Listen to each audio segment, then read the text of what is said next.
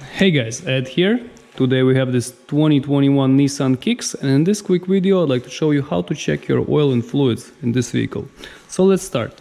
First thing we're gonna do, we're gonna open the hood, pop the hood, move the latch to the left, find the stand and secure it. Stands right here. And secure it. Okay, so what we're gonna need to get a rag or a napkin to check oil level and condition. Okay, so I got my napkin, so let's start with our heart, with our motor. So over here we have our engine oil dipstick. So first thing first, you want to check oil when the car, let's put it this way, the best way to do this is to start when your car was cold. You start it for 5 minutes in the morning, let it work for 5 minutes, then let it cool down, turn it off, let it cool down for 5 minutes, and then you should check motor oil. So how do you do that?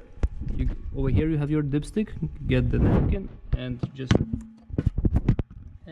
get out your dipstick. Don't check reading yet, just dry it off. Okay, and after that put the dipstick back in place till the end and get it out, and then check your level. Okay, so over here we have two notches, low and high. Okay, also it says L and H here, so the reading should be somewhere in the middle between. So I'm at high here, it's fine.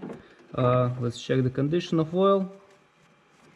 Oil is brown and it's actually due for a change. Actually, the car has only 4,000 miles on it, and the oil is already dark. So keep in mind that if the book says 10,000 miles, it doesn't mean 10,000 miles. It depends how you drive the car.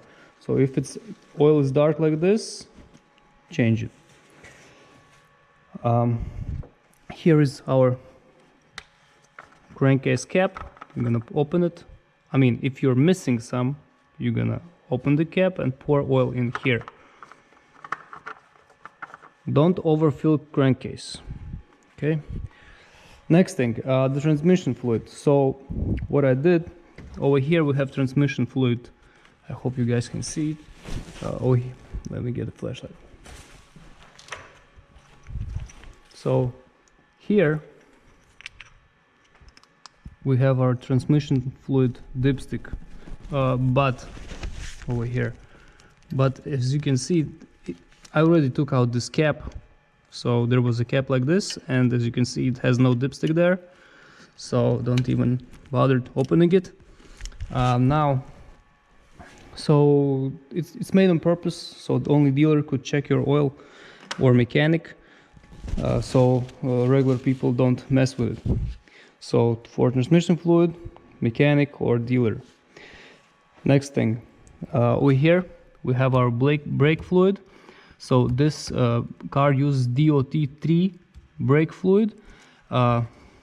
This is where you're gonna open it, and if you can see fluid over there, it means the level is fine. Now usually the brake fluid level should be somewhere in the middle, so this approximately is the sweet spot. When you drive a little bit more, your pads will your pads will become thinner, and it might drop a little bit level of your brake fluid, but again, make sure that you have level is fine, because brake fluid doesn't evaporate, and if you're missing some, it means you're leaking somewhere. So keep that in mind. Again, it's DOT3, and if you're gonna go to parts store, ask for DOT3 brake fluid and add accordingly. Okay, next thing, windshield washer fluid. So you can get windshield washer fluid in any gas station or parts store. Just go in, get windshield washer fluid, open up, pour till the end, close it, and you're done. That's it. In extreme situations, you might use water also. Coolant. So this is our coolant reservoir. Never open coolant reservoir if the car was working or it was overheating, because the pressure builds up inside and you might get boiling antifreeze in your face. You don't want to have that, so be careful with that.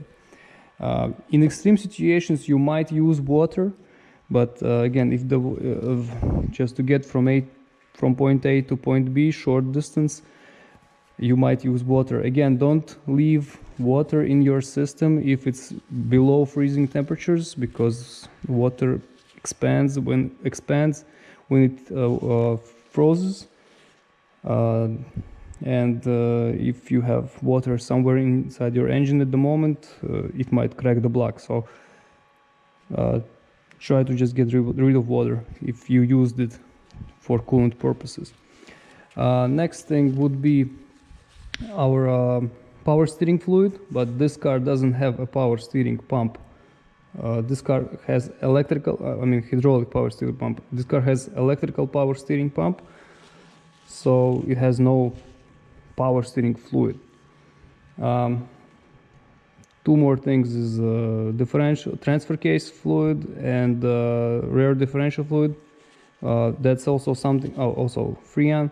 Those are things I would recommend you to leave for mechanics, because for example the AC system is under pressure.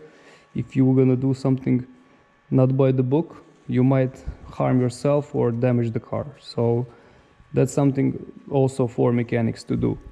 Everything else, like simple stuff, is simple, so that's something you can do. Okay guys, hope this helps. If it does, please press like button and have a great day. Bye.